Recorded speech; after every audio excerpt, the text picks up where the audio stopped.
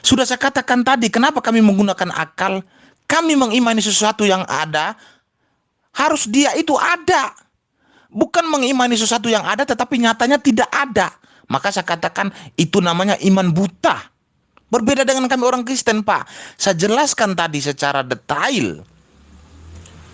Alkitab itu, Pak, sebelum Alkitab itu turun, jutaan tahun yang lalu itu, Pak, alam semesta serta seluruh isinya ini sudah ada, Pak.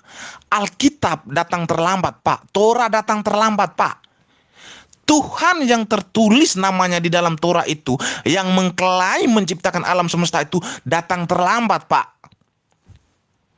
Jutaan tahun yang berlalu itu, manusia serta alam semesta itu sudah ada, Pak. Tetapi dengan keterlambatan Tuhan yang ada di Torah ini, dia cara satu-satunya, dengan cara satu-satunya itu, dengan keterlambatan dia membuktikan kepada ciptaannya bahwa dia ada. Maka Torah itu ataupun Alkitab tidak akan pernah menjadi gugur.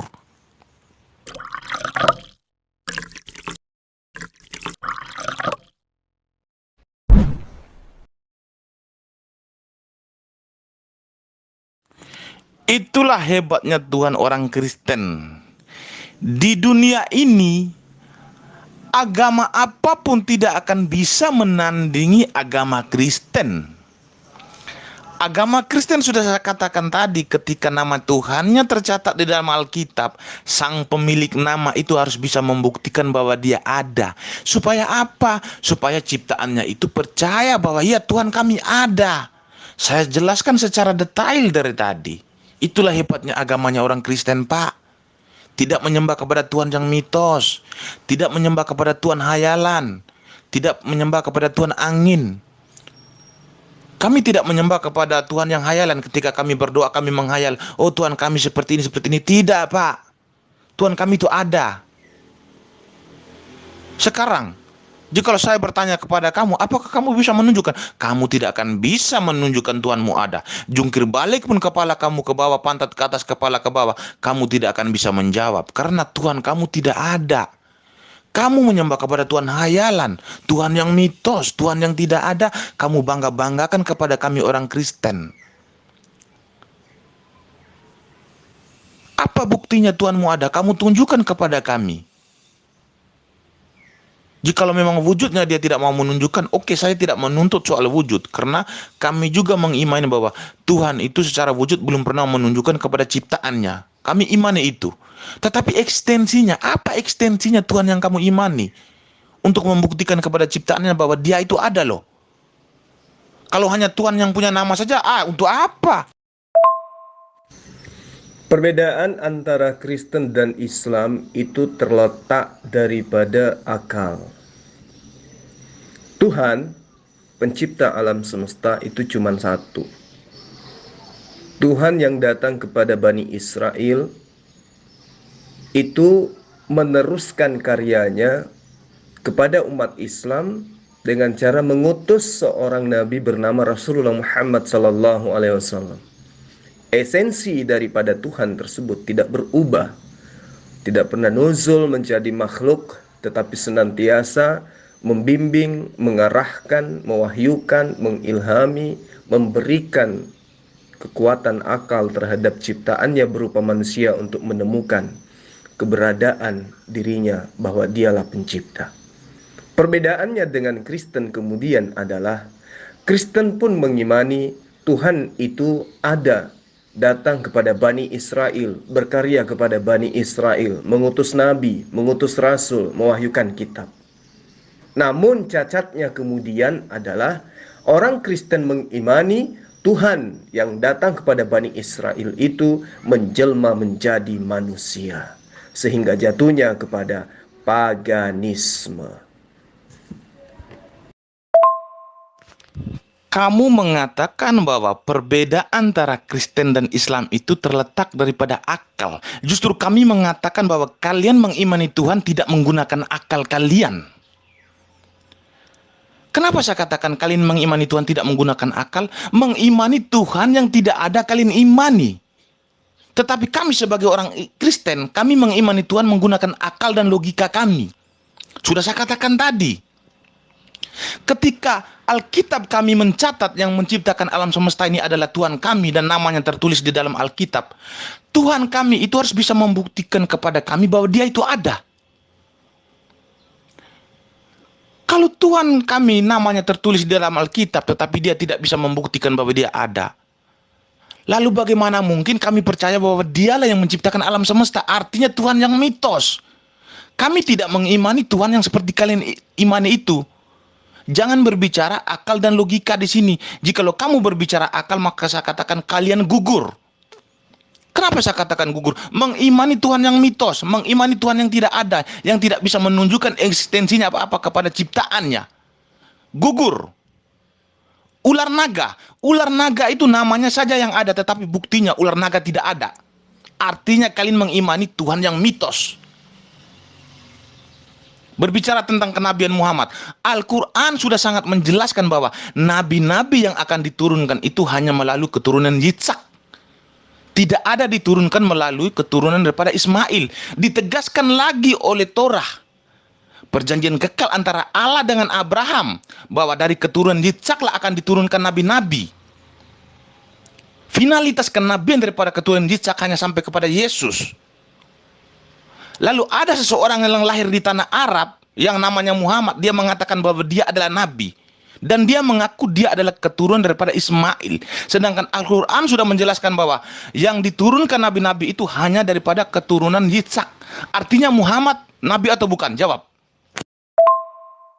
Fokus kepada konsep ketuhanan. Apakah kemudian menurut ajaran para nabi termasuk Yesus, bahwa Tuhan yang datang kepada Bani Israel itu bisa dilihat wajahnya, bisa dilihat bentuknya. Nah, kalau Anda mengatakan Tuhan itu bisa dilihat sehingga boleh dikatakan ada, sesuatu yang tidak ada, yang tidak bisa dilihat, Anda katakan tidak ada. Sekarang begini, data menyajikan Mazmur 92 nomor 9, 1 Raja-Raja 8 nomor 27, 2 Tawarik 6 nomor 18 valid mengabarkan bahwa pencipta alam semesta itu selama-lamanya berada di atas tempat yang tinggi dan tidak pernah turun ke bawah ke bumi. Kalau ada yang turun ke bumi, maka itu adalah statusnya makhluk. Nah, Tuhan manakah yang Anda katakan ada?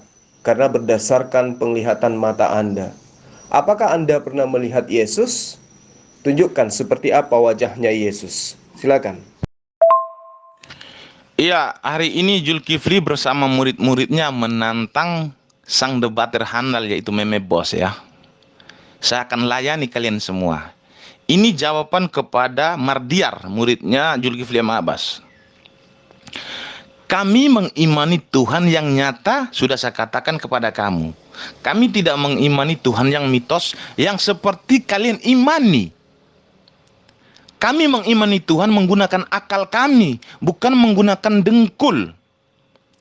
Jikalau orang mengimani Tuhan menggunakan dengkul, maka saya katakan ya seperti kalian. Mengimani sesuatu yang tidak ada, kalian imani. Mengimani sesuatu yang mitos, kalian imani. Apa bedanya ketika kalian percaya angin? Berbeda dengan kami, Pak. Sudah saya jelaskan secara detail, Pak. Tuhan kami membuktikan kepada kami bahwa Dia ada, Pak. Menggunakan caranya tersendiri. Dia menggunakan caranya, Pak, untuk membuktikan kepada ciptaannya bahwa Dia ada. Itulah hebatnya Tuhan orang Kristen, Pak. Tuhan kalian apa yang bisa dilakukan, Pak? Berbicara dengan Muhammad saja tidak mau. Ya sudah pasti. Kenapa dia tidak mau berbicara dengan Muhammad? Karena Muhammad bukan nabi. Karena Tuhan sudah berbicara di Al-Quran dan juga di Torah, bahwa nabi-nabi itu akan diturunkan hanya melalui keturunan Ishak, bukan kepada keturunan Ismail. Keturunan Ismail itu hanya dijadikan sebagai bangsa yang besar, bukan keturunan nabi-nabi. Lalu ada seseorang lahir di tanah Arab yang bernama Muhammad. Dia mengaku nabi dan keturunan daripada Ismail. Maka dia sendiri yang menentang ajarannya sendiri. Dia menyuruh sahabat-sahabatnya itu untuk mencatat, lalu dia menentang sendiri ajarannya sendiri. Dia mengajarkan bahwa nabi-nabi itu turun hanya melalui keturunan Yitzhak, tetapi dia sendiri mengaku nabi dari keturunan Ismail. Dia sendiri yang menentang ajarannya. Tuhan yang nyata itu maksudnya gimana? Nyata itu menurut Anda itu seperti apa Tuhan itu? Menjadi manusia gitu maksudnya. Bukankah beberapa hari yang lalu Anda katakan yang menyembah Yesus itu adalah sesat?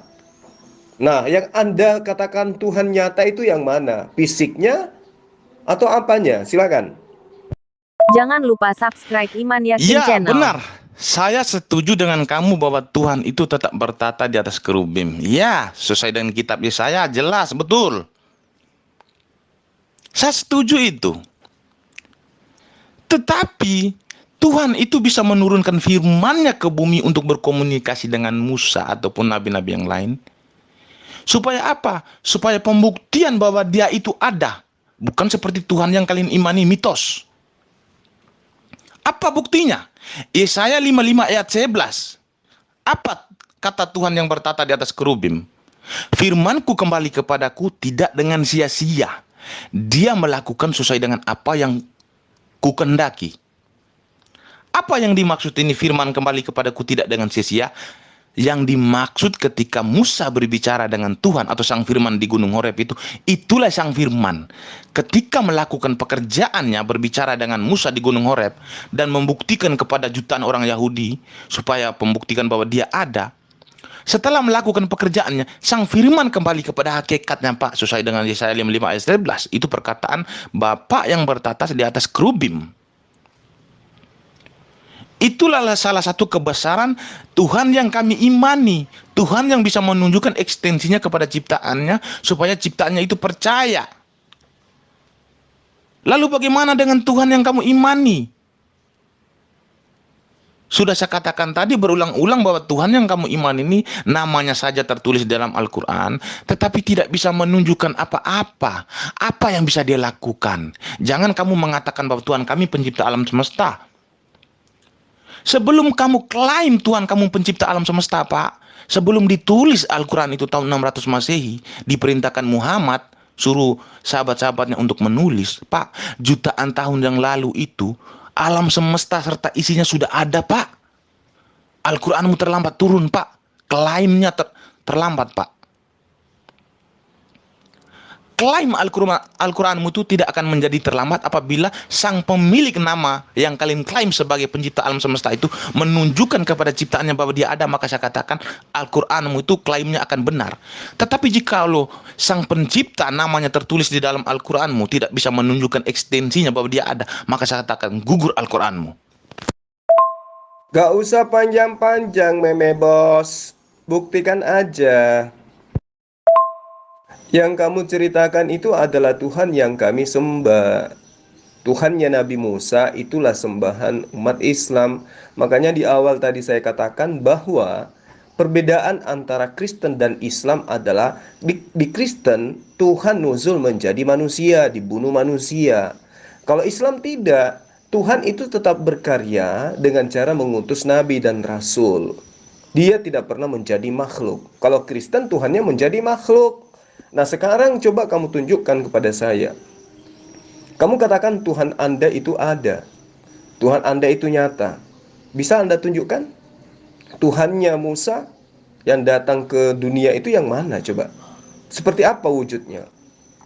Lalu apa dasar Anda mengatakan bahwa Tuhan Anda itu ada? Coba buktikan. Ada dalam arti kata bisa dilihat gitu, bisa ditonjok, bisa diludahin mukanya. Itu yang Anda maksud ada. Sekarang gini, coba kamu tunjukkan. Katanya Tuhan kamu itu ada dan Tuhan kami mitos. Nah, ada di sini maksudnya apa? Ada bisa dilihat gitu, bisa diludain, bisa ditonjok mukanya, bisa ditampar. Itu yang kamu maksud ada? Atau gimana maksudnya ini? Tuhan yang kami imani sudah saya jelaskan tadi. Yang dimaksud ada itu ekstensinya, Pak, perbuatannya. Harus dia tunjukkan kepada ciptaannya bahwa dia ada. Pembuktian jati diri. Bukan seperti Tuhan yang kalian imani, hanya mengimani saja. Maka saya katakan mengimani Tuhan itu harus menggunakan akal.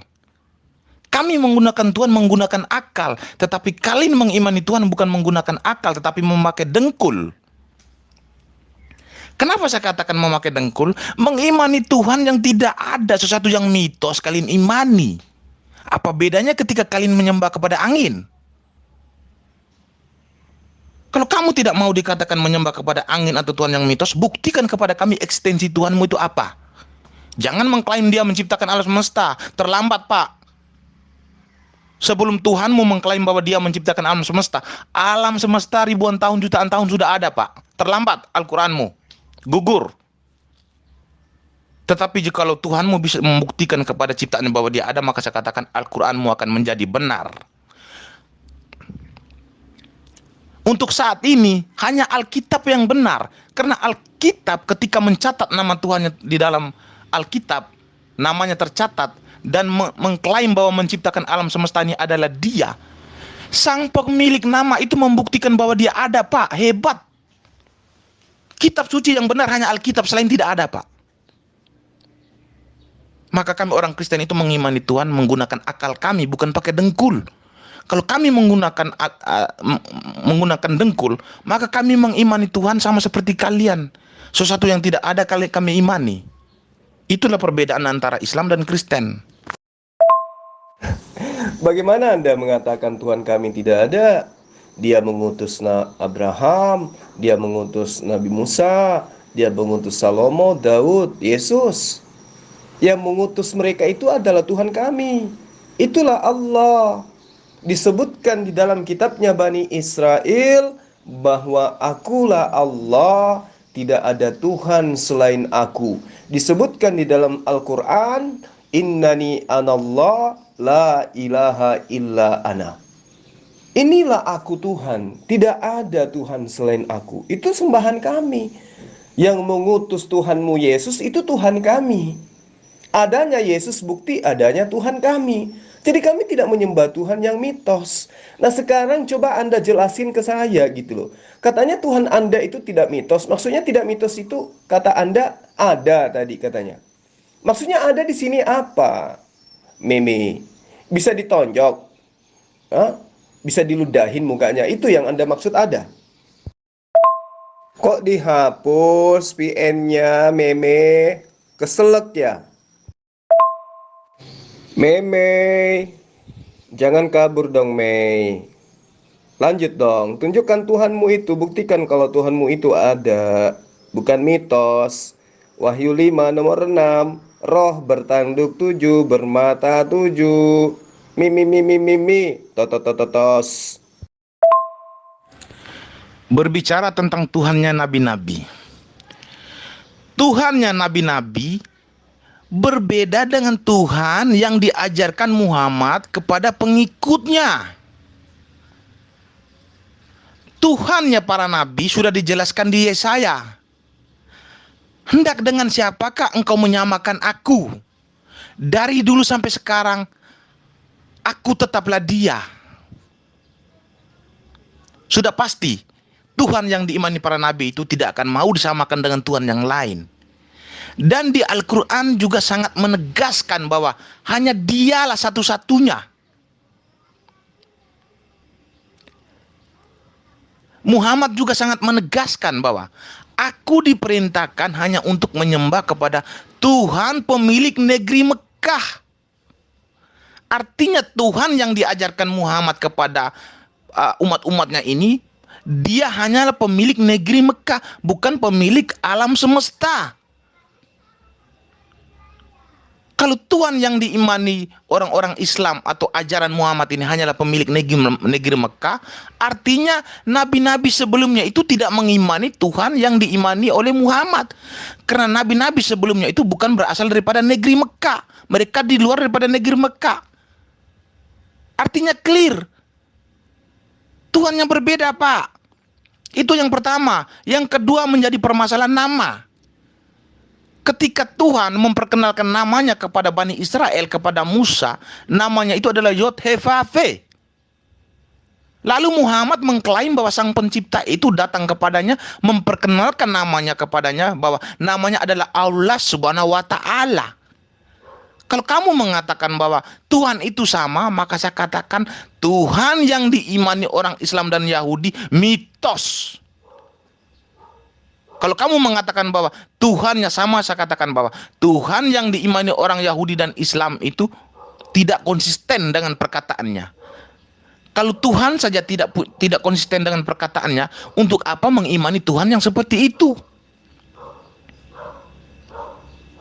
Kami mengimani Tuhan yang punya konsisten dengan perkataannya. Kami mengimani Tuhan-Tuhan para nabi, yaitu Yod-Heh-Vav-He, bukan Allah Subhanahu wa Ta'ala. Berbeda. Berbicara tentang ekstensi, sudah saya katakan tadi, Tuhan kami menunjukkan ekstensinya, yaitu perbuatannya.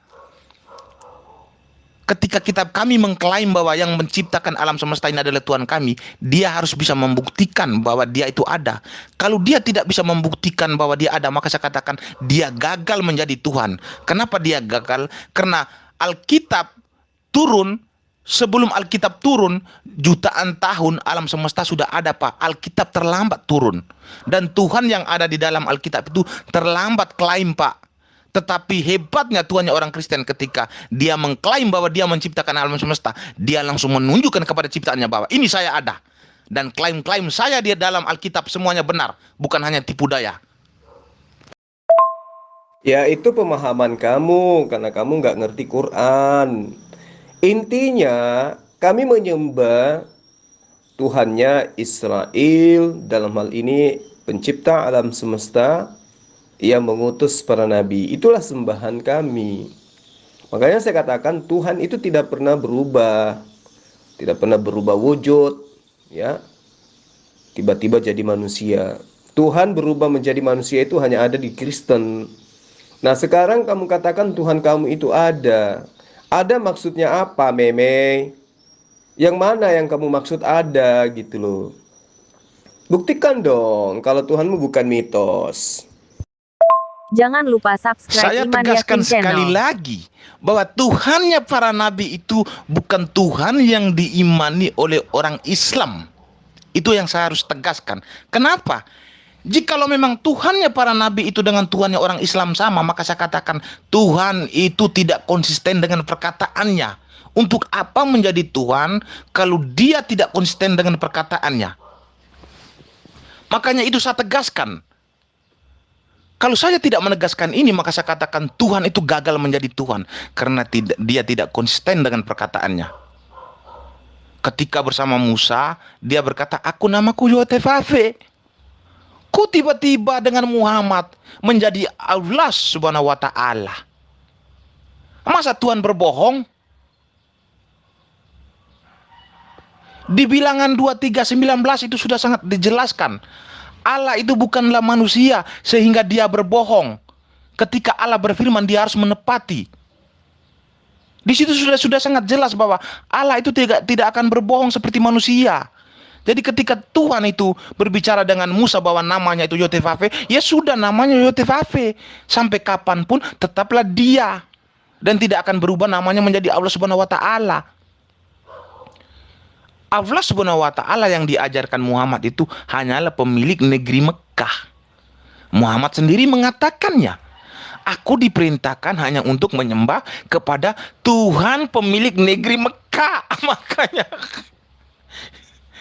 berbicara tentang ekstensi, sudah saya katakan tadi, Tuhan kami secara wujud aslinya memang dia tidak mau menunjukkan kepada ciptaannya bahwa dia itu punya wujud seperti ini. Tetapi dia menunjukkan kepada ciptaannya ekstensinya, perbuatannya. Perbuatannya ini harus bisa disaksikan oleh jutaan orang supaya umat-umatnya ini meyakinkan bahwa dia itu ada. Dengan cara apa? Dengan cara berbicara dengan Musa di Gunung Horeb. Dia mengambil media api malaikat itu supaya apa? Supaya maksud bisa disaksikan oleh jutaan orang Yahudi bahwa Tuhan itu ada, tidak mitos. Benar.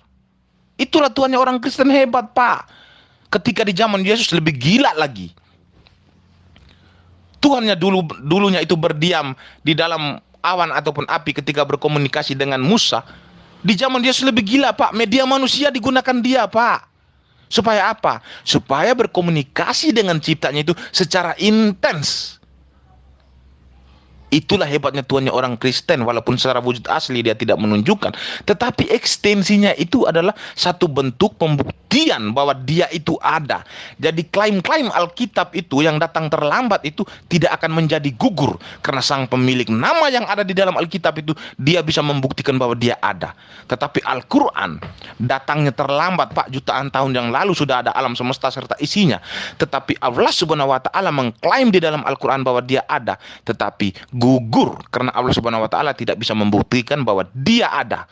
Saya tidak menuntut wujudnya, tetapi ekstensinya, perbuatannya. Cepat jelaskan kepada saya, Zulkifli M. Abbas.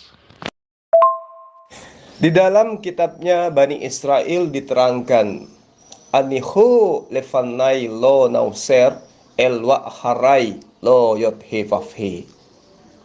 Ya, dikatakan bahwa tidak ada Tuhan yang dibentuk sebelum aku, dan tidak ada Tuhan yang dibentuk setelahku.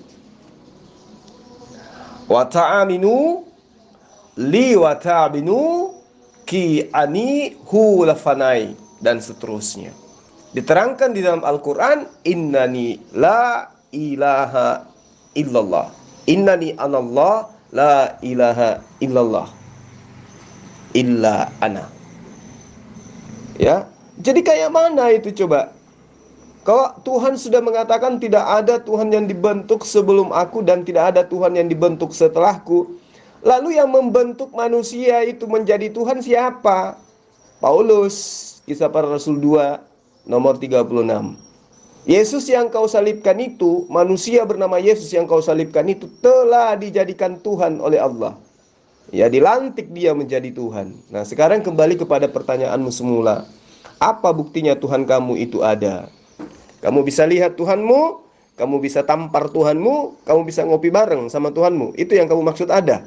Jangan lupa subscribe Iman Yakin Channel. Sudah saya jelaskan tadi, Pak. Yang dimaksud Tuhan kami ada itu bukan wujudnya harus dia tunjukkan kepada ciptaannya, tetapi ekstensinya itu satu bentuk pembuktian kepada ciptaannya bahwa dia ada. Sudah saya jelaskan dari tadi panjang lebar. Tuhan kami bukan mitos seperti Tuhannya orang Islam imani. Kami menggunakan akal kami untuk mengimani Tuhan, bukan menggunakan dengkul. Sudah saya katakan tadi, kenapa kami menggunakan akal? Kami mengimani sesuatu yang ada, harus dia itu ada. Bukan mengimani sesuatu yang ada tetapi nyatanya tidak ada. Maka saya katakan itu namanya iman buta. Berbeda dengan kami orang Kristen, Pak. Saya jelaskan tadi secara detail. Alkitab itu, Pak, sebelum Alkitab itu turun, jutaan tahun yang lalu itu, Pak, alam semesta serta seluruh isinya ini sudah ada, Pak. Alkitab datang terlambat, Pak. Torah datang terlambat, Pak. Tuhan yang tertulis namanya di dalam Torah itu, yang mengklaim menciptakan alam semesta itu, datang terlambat, Pak. Jutaan tahun yang berlalu itu, manusia serta alam semesta itu sudah ada, Pak. Tetapi dengan keterlambatan Tuhan yang ada di Torah ini, dia cara satu-satunya, dengan cara satu-satunya itu, dengan keterlambatan dia membuktikan kepada ciptaannya bahwa dia ada. Maka Torah itu ataupun Alkitab tidak akan pernah menjadi gugur. Dengan apa cara dia membuktikan? Walaupun secara wujud asli dia tidak mau menunjukkan kepada ciptaannya, secara ekstensinya sudah saya jelaskan tadi. Perbuatannya dengan Musa, dia berbicara dengan Musa bahwa aku akan datang dalam bentuk awan. Supaya apa? Supaya orang-orang Israel itu bisa menyaksikan. Dan terbukti Tuhan datang ke Gunung Horeb, berbicara dengan Musa, disaksikan jutaan orang Yahudi. Itu adalah salah satu bentuk ekstensi atau pertanggungjawaban Tuhan kami. Hebat Tuhan kami, Pak, bisa mempertanggungjawabkan bahwa dia ada. Lalu di zaman Yesus sudah saya katakan tadi, gila-gilaan lagi, Pak. Datang dia, Pak, mengambil wujud manusia lagi, Pak. Bukti ekstensinya, Pak, dia tunjukkan. Bukti kebesarannya, bukti kemahakuasaan dia tunjukkan kepada ciptaannya. Ini saya ada. Mengambil media manusia. Supaya apa? Komunikasi dengan ciptanya itu lebih intens lagi daripada ketika dia mengambil media awan atau api untuk berkomunikasi dengan Musa. Tetapi kali ini lebih gila lagi. Dia mengambil media manusia untuk berkomunikasi dengan ciptaannya secara intens setiap hari. Itu hebatnya Tuhan kami, Pak. Tuhan Anda, apa yang bisa Anda buktikan, Pak? Anda tidak akan pernah bisa membuktikan bahwa Tuhan Anda ada. Tuhan Anda itu hanya klaim, dan sampai kapanpun tetap akan menjadi klaim. Al-Quranmu datang terlambat, Pak. Klaim yang ada di dalam Al-Quran itu sudah terlambat, Pak. Jutaan tahun sudah ada, Pak.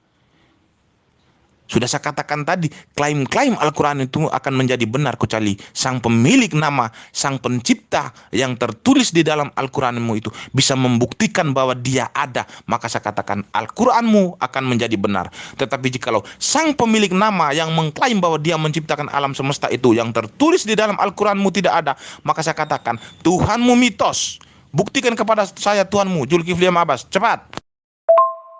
Ya ampun. Tadi kan saya sudah jelaskan samamu, Meme. Tuhan itu tidak bisa dilihat.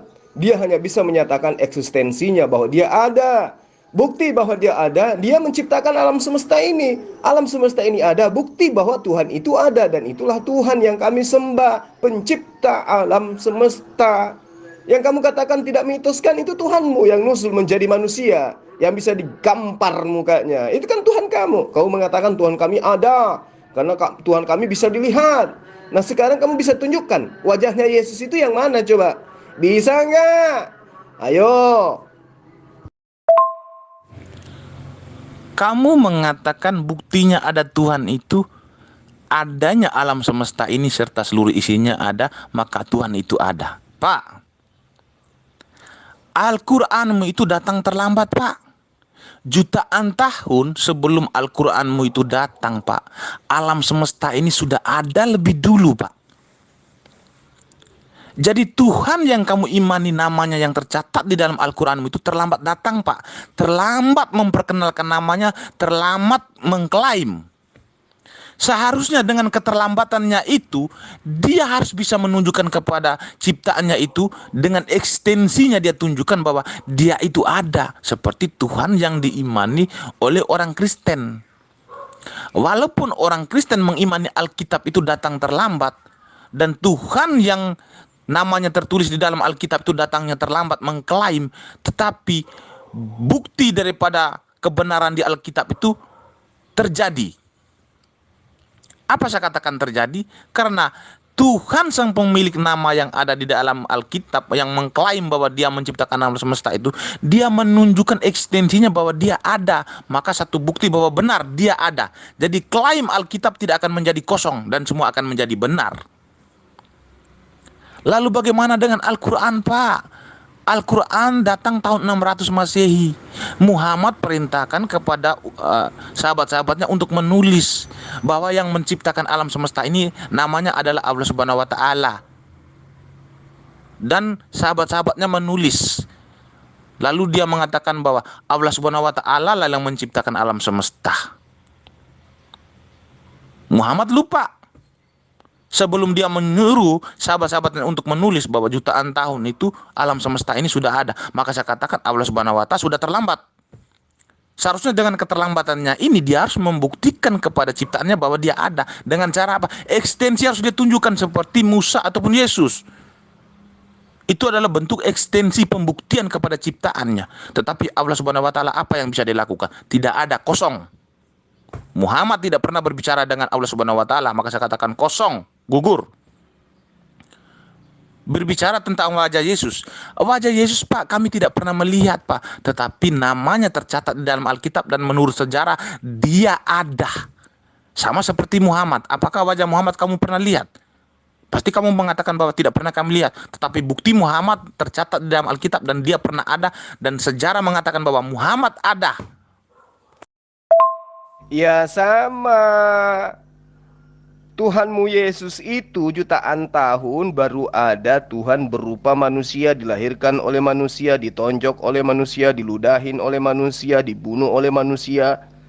Ribuan tahun, jutaan tahun baru ada Tuhan bernama Yesus. Tuhan kami itu dari awal sudah ada. Ya, Tuhan kami itu dialah pencipta alam semesta, yang kemudian mengajar kepada Abraham, mengajar kepada Musa, mengajar kepada Yesus, mengajar kepada Rasulullah Muhammad SAW. Memang tidak bersamaan ajaran itu. Antara ajaran Yesus aja dengan ajaran Musa nggak bersamaan. Ya, tidak mesti seharusnya Nabi itu langsung kemudian nerima bersamaan. Enggak dong. Yesus aja ketika datang kepada Bani Israel, masih banyak yang tidak dia ajarkan. Artinya ajaran Tuhan itu step by step. Nah, sekarang Tuhan kamu itu yang kamu maksud ada itu yang mana? Berupa apa Tuhan kamu? Jawab dong. Wujudnya seperti apa? Tuhan saya sudah saya buktikan secara detail dan pembuktian saya benar. Kenapa saya katakan benar? Saya mengatakan sesuai dengan apa yang terjadi. Di kitab Keluaran 19 ayat 9, satu pembuktian. Tuhan berbicara dengan Musa di Gunung Horeb, disaksikan oleh jutaan orang Yahudi. Dari situ bentuk pertanggungjawaban Tuhan bahwa dia itu ada. Jadi dengan keterlambatan Torah ataupun Alkitab itu datang, dengan keterlambatan Tuhan itu mengklaim bahwa dia menciptakan alam semesta, disitulah terobati hati-hati ciptaannya itu. Tidak seperti Tuhan yang Anda imani. Hanya mengatakan Allah Subhanahu wa Ta'ala itu ada, tetapi tidak bisa membuktikan apa-apa. Saya sudah jelaskan tadi. Allah Subhanahu wa Ta'ala tidak bisa mempertanggungjawabkan namanya ketika namanya diagung-agungkan oleh umat-umat Islam, tetapi bentuk pertanggungjawaban kepada namanya tersebut tidak bisa, Pak. Hanya namanya saja, tetapi Allah Subhanahu wa Ta'ala tidak ada. Mitos. Saya memberikan salah satu contoh yang paling gampang. Saya masuk ke dalam rumah, saya mengambil pena satu dan kertas satu. Saya mencatat nama Tuhan saya adalah Zulkifli M. Abbas. Dialah menciptakan alam semesta. Saya keluar, saya wartakan kepada semua orang, dan saya wartakan kepada sahabat-sahabat saya bahwa ini loh nama Tuhan kita, namanya Zulkifli M. Abbas. Dialah yang menciptakan alam semesta. Lalu orang-orang akan bertanya, Pak Meme mengatakan bahwa nama Tuhan kita adalah Zulkifli M. Abbas. Dialah yang menciptakan alam semesta. Tetapi Pak Meme harus ingat, Pak Meme lupa ya. Sebelum Pak Meme berbicara dengan Jibril di dalam, Pak Meme, jutaan tahun ini alam semesta ini dengan isinya sudah ada, Pak Meme. Lalu bagaimana mungkin Pak Meme mengatakan bahwa Tuhan kita itu Zulkifli M. Abbas dan menciptakan alam semesta ini adalah Zulkifli M. Abbas? Kalau Pak Meme mengatakan bahwa Tuhan kita ini adalah Zulkifli M. Abbas dan menciptakan alam semesta ini adalah Zulkifli M. Abbas, apakah Pak Meme bisa membuktikan bahwa dia ada? Kalau Pak Meme tidak bisa membuktikan bahwa Tuhan kita itu Zulkifli M. Abbas itu ada, maka Pak Meme ini hanya klaim kosong, Pak Meme. Lalu apa yang bisa saya jawab? Saya hanya menepuk dahi, putar badan, balik kiri, belakang, jalan, lari. Yang kamu ceritakan itu Tuhan kami yang berbicara kepada Musa. Itu Tuhan kami. Nah, sekarang Yesus itu siapa? Sejak kapan ada Tuhan berbentuk manusia? Itu ajaran siapa? Sementara pemegang kitab yang notabene-nya keturunan daripada Nabi Musa, Abraham, itu tidak pernah mengimani Tuhan mereka bernama Yesus. Tuhan mereka tetap saja mereka imani dengan sebutan Yotevave, esensi yang maha suci lagi maha tinggi. Baca Yesaya 5 nomor 16. Allah maha tinggi, maha suci, disebut di dalam Al-Quran Subhanahu wa ta'ala. Ya, sejak kapan Yesus itu disebut maha suci, maha tinggi? Siapa yang kasih julukan seperti itu? Bukan Yesus kan? Tuhan yang benar itu mengajarkan siapa dirinya. Nah, Yesus mengajarkan siapa dirinya? Hamba Tuhan, ciptaan Tuhan, utusan Tuhan. Jadi yang menuhankan utusan Tuhan, ciptaan Tuhan, itu adalah orang gigi.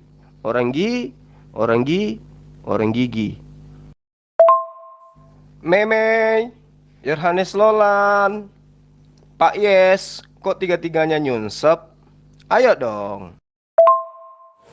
Kamu mengatakan bahwa yang saya ceritakan ini adalah Tuhannya orang Muslim. Kamu lupa dengan ayat yang sudah ditampilkan Pak Yes di atas tadi. Pengakuan Muhammad bahwa aku diperintahkan hanya untuk menyembah kepada Tuhan pemilik negeri Mekah. Sedangkan Tuhan yang diimani para nabi-nabi sebelumnya itu bukan Tuhan pemilik negeri Mekah. Tuhan pemilik alam semesta. Jadi Tuhan yang kamu imani itu adalah Tuhan pemilik negeri Mekah, yaitu Allah Subhanahu wa Ta'ala, yang mitos, yang tidak ada dan tidak bisa membuktikan apa-apa. Itulah Tuhanmu. Tetapi Tuhan kami, orang Kristen dan Yahudi, itu Tuhan yang nyata, Tuhan yang hidup, Tuhan para nabi, dan Tuhan yang bisa membuktikan bahwa Dia ada. Itu adalah salah satu bentuk pertanggungjawaban Tuhan kami kepada ciptaannya, supaya menguatkan hati kepada ciptaannya bahwa ya, saya ini ada, bukan saya ini mitos. Hebatnya Tuhan orang Kristen, Pak. Pembuktian sangat luar biasa, Pak. Berbicara tentang Yesus. Yesus itu bukan Tuhan yang lain, Pak. Yesaya memang sangat menjelaskan bahwa hendak dengan siapa engkau menyamakan aku. Sampai kapanpun aku tetaplah Dia. Itu pernyataan tegas daripada Yod-Heh-Vav-Heh. Tetapi Yesus turun ke bumi, Dia mengatakan bahwa akulah Dia. Jikalau kamu tidak percaya bahwa akulah Dia, kamu akan mati dalam dosamu. Aku turun dari surga. Aku keluar dari Bapakku. Aku dengan Bapakku adalah satu. Tidak perlu kamu melihat Bapakku. Aku sudah berada bersama-sama kamu di sini. Untuk apa lagi kamu bertanya Bapak? Aku sudah berada bersama kamu kok. Untuk apa kamu bertanya Bapak lagi? Itu salah satu bentuk pertanggungjawaban Yesus bahwa Dia adalah Tuhan itu sendiri. Jikalau ada orang Yahudi tidak mengaku bahwa Yesus adalah Tuhan, itu adalah hak mereka, karena mereka tidak mengimani Injil, mereka tidak mengimani Yesus. Mereka mengimani Yesus hanya sebatas sebagai seorang rabi, bukan sebagai orang nabi, bukan sebagai seorang Mesias, bukan sebagai seorang Tuhan. Jadi itu adalah hak mereka, kami tidak memaksa mereka. Itu sama seperti ketika Muhammad, apakah kalian harus memaksa kami untuk mempercayai Muhammad? Kan tidak mungkin. Sama seperti mereka, itu adalah hak mereka dan kami tidak akan memaksa. Sekarang tunjukkan eksistensi Allah Subhanahu wa Ta'ala yang kamu imani itu. Tunjukkan kepada kami bahwa ini loh, kami mengimani Allah Subhanahu wa Ta'ala itu menggunakan akal, bukan menggunakan dengkul. Kamu harus pertanggungjawabkan kata mengimani Tuhan menggunakan akal, bukan dengkul. Tetapi jikalau kamu tidak bisa membuktikan bahwa Allah Subhanahu wa Ta'ala itu ada, maka saya katakan kamu mengimani Tuhan menggunakan dengkul, tetapi kami menggunakan akal. Kenapa saya katakan menggunakan akal? Karena kami mengimani sesuatu yang ada harus benar-benar ada. Bukan menggunakan dengkul tetapi menggunakan akal. Tetapi kalian mengimani sesuatu yang ada ternyata tidak ada, maka saya katakan menggunakan dengkul. Cepat jawab. Nah, ketika Allah datang kepada Bani Israel, Dia juga menerangkan, akulah Tuhannya Israel. Apakah berarti Tuhan itu cuma untuk Israel doang? Ayo, ketika Dia datang kepada Musa, akulah Tuhannya Musa. Apakah berarti Tuhan itu hanya untuk Musa? Akulah Tuhan Abraham, akulah Allah Abraham. Apakah Tuhan itu hanya untuk Abraham? Ketika Dia menerangkan, akulah Tuhan Mekah, apakah Tuhan itu hanya untuk Mekah? Inilah fungsinya otak Allah beri kepada kita selaku manusia, agar difungsikan dengan baik. Masalahnya otak kalian itu sudah rusak oleh doktrin-doktrin gereja. Alhamdulillahirrabbilalamin. Segala puji bagi Allah Tuhan seluruh semesta alam. Mekah kecil coy. Allah menerangkan, Alhamdulillahirrabbilalamin. Ya. Jadi mau kayak mana lagi saya mau menerangkan kepada kalian, otak kalian gak berfungsi, yang ada cuman apa? Lemak babi yang nempel di otak sehingga otakmu itu mumet. Kalau kamu mengatakan Tuhan kamu itu adalah Tuhan yang disembah oleh Bani Israel, silakan aja, karena itu memang benar. Tuhan itu cuma satu. Tuhannya seluruh makhluk hanya Allah. Cuman makhluklah yang salah sembah. Termasuk kamu, nyembahnya kepada ciptaan Tuhan bernama Yesus. Yesus itu bukan Tuhan. Dia bukan Tuhan yang nusul menjadi makhluk.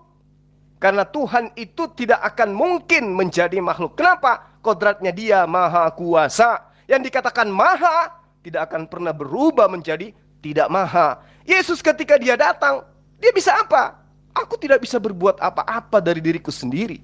Kalau kemudian orang Kristen mengatakan, oh Yesus itu maha kuasa nenekmu kiper. Di mana kemahakuasaan Yesus? Coba kamu baca Yohanes 5 nomor 27 coba.